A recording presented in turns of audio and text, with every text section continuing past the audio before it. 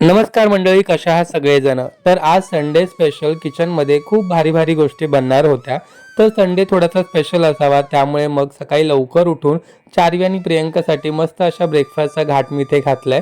तर south Indian breakfast बनवणार होतो मी आज. त्यामध्ये डाळ वडे, सांबार, चटणी आणि गरमागरम इडल्या अशा फक्कड बेत होता. आता एवढा सगळा घाट कशासाठी माहिती आहे का?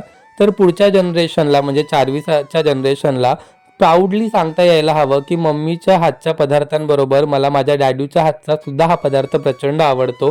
कारण त्यांना हे मित्रमैत्रिणींबरोबर शेअर करायला खरंच पुढच्या जनरेशनला खूप आवडणार आहे. आणि त्यासाठी मुळात आपण आपल्या मुलांच्या आवडीचे पदार्थ बनवायला शिकायला पाहिजे. त्यामुळे लवकरात लवकर ते शिकून घ्या. आता चारवीचा ब्रेकफास्ट करून झाला होता. त्यानंतर प्रियंकाने ब्रेकफास्ट केला. प्रियंकाबरोबर मी ब्रेकफास्ट केला आणि प्रियंकाला सुद्धा मी बनवलेले सगळे पदार्थ प्रचंड आवडले.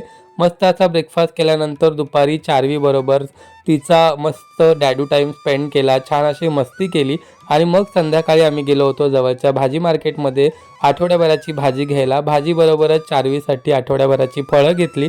त्यानंतर चारवीला दिसला हा स्टॉल. आता या स्टॉलवरती पहिल्यांदा तर ती कन्फ्यूज होती की नेमकं तिला काय घ्यायचं आहे, पण फायनली तिला हवा तो पदार्थ तिने निवडला. त्यानंतर मग येताना आम्ही गेलो स्वामींच्या मंदिरामध्ये आणि छान अशा स्वामींच्या दर्शनाने आणि त्यानंतर प्रियंकाच्या फेवरेट अशा पाणीपुरीने आज आम्ही आमचा वीकेंड मस्त सेलिब्रेट केला. बाय द वे, तुम्ही या वीकेंडमध्ये काय केलं मला कमेंट करून नक्की सांगा आणि व्लॉग कसा वाटला हे सुद्धा सांगा. चला भेटूया नेक्स्ट व्लॉगमध्ये. Bye bye.